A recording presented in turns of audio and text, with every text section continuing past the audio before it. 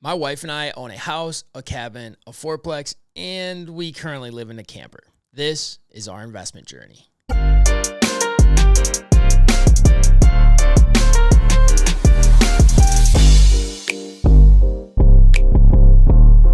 want to preface this by saying I almost didn't make this video because I don't want it to come across as bragging. Money is just a tool, and like any other tool, its value comes from using it to accomplish the things you set out to do. Our goal is not to stack millions of dollars in the bank, but it's to get to a spot where we can spend as much time together as possible and do the things that we love to do without stressing about finances. Before we dive into our investment journey, my name's KJ Sayer. I'm a local real estate agent in Northern Michigan. And if you have any questions on buying or selling real estate in the area, you can find my contact information in the description below. Let's get to it. My senior year of high school, I spent hours surfing YouTube trying to find ways to make money. I stumbled across real estate investing, and for some reason, I couldn't get enough of it. I don't know what intrigued me about real estate back then. It was probably the YouTube gurus with their Lamborghinis and their mansions trying to sell me a real estate course. But whatever it was, it stuck with me, and I spent the next 4 years through my college career reading as many books and listening to as many real estate podcasts as I could get my hands on.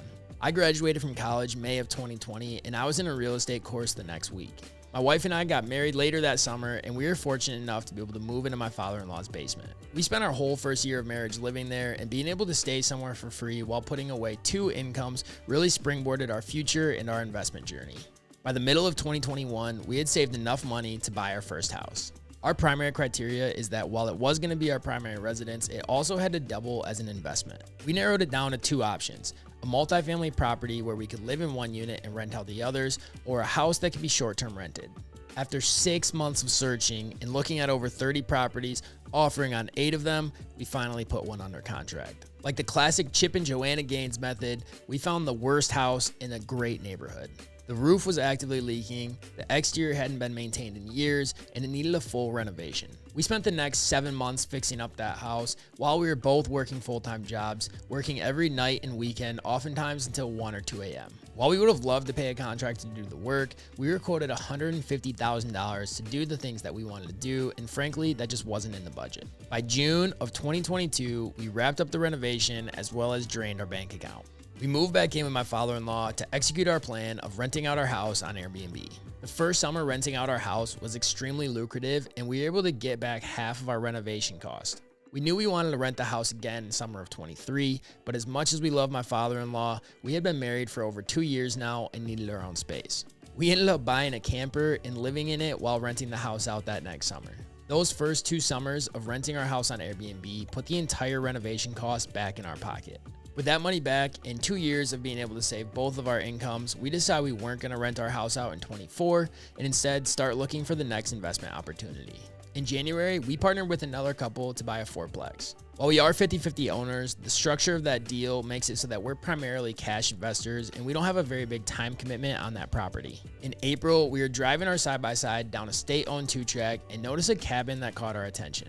It didn't look like anyone had accessed the driveway in years, and from what we could see, the cabin looked abandoned. We spent a couple of weeks trying to get a hold of the owners, and when we finally connected, we were able to negotiate a deal to purchase the cabin on 10 acres. While it wasn't going to be financially comfortable because we just bought this fourplex, we really wanted this cabin in our investment portfolio, and we found a way to make it happen. Because we had done all of those renovations on our first property, we had quite a bit of equity in it that we were able to use to purchase this cabin.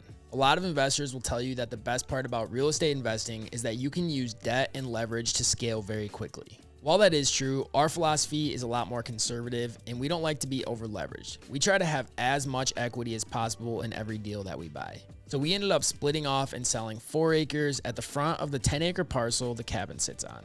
We negotiated a really good deal when we bought the property, so selling off those 4 acres recouped over half of our initial investment. As I mentioned, the cabin was abandoned and the old owners hadn't stayed in it for over a decade. The windows were plexiglass, insects and rodents had taken over occupancy, and unknown to us at the time, but some of the logs were completely rotted out. Our goal with this cabin is to turn it into a luxury couples retreat, so once again, it needs a full renovation. So we reluctantly decided to rent our house out one more summer while we did the renovation on this cabin. And that's why we're living in a camper for a second time. Our real estate investment journey is just getting started, but the last couple of years have taught me a few things. The first is to have a game plan, but be willing to adapt or change your plan based on the market that you're in and the deals that are available. We had offered on a few different multifamily properties and thought we were going to end up buying a duplex or a triplex. Because there is such a shortage of those deals in our area, we had to be creative and figure out what else we could buy that would also double as an investment. Second, don't think your investment portfolio needs to look like someone that you follow on social media or what your family or coworkers think it should look like. Everyone has different goals in life. You need to sit down and figure out what's important to you and then game plan how to get there. When I was learning about real estate investing in high school, I was under the impression you had to have 100 rental units to be successful.